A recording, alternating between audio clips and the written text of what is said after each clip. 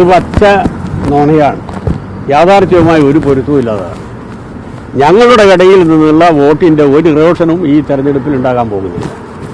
കോൺഗ്രസിൻ്റേത് ഉണ്ടാകും എന്നുള്ളത് ഒരാശങ്ക തൃശ്ശൂരിലുണ്ടായിട്ടുണ്ട്.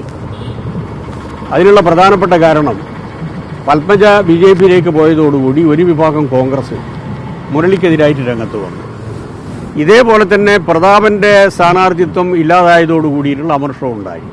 അപ്പോൾ ഇത് സ്വാഭാവികമായും മുരളിയുടെ വിജയത്തെ ബാധിക്കുന്നതാണ് എന്ന ഒരു തോന്നലുണ്ടായിട്ടുണ്ട്.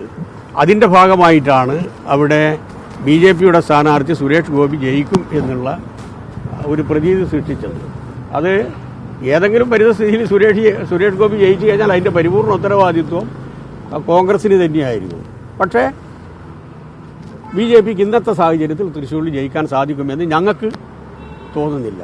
ഞങ്ങളുടെ കണക്ക് പ്രകാരം ജയിക്കാനും പോകുന്നില്ല. ഓക്കെ, നേരത്തെ അവർ പറഞ്ഞ മണ്ഡലങ്ങളിൽ നിന്ന് വ്യത്യസ്തമായി ആറ്റിങ്ങൽ മണ്ഡലത്തിൽ കൂടി വോട്ട് കൂടുമെന്ന പ്രതീക്ഷയാണ് BJP സർവേ. ഇല്ല, ഞാൻ പറഞ്ഞല്ലോ 3 സീറ്റാണ് അവർ പറയുന്നത്. 3 സീറ്റിലും BJP പരാജയം.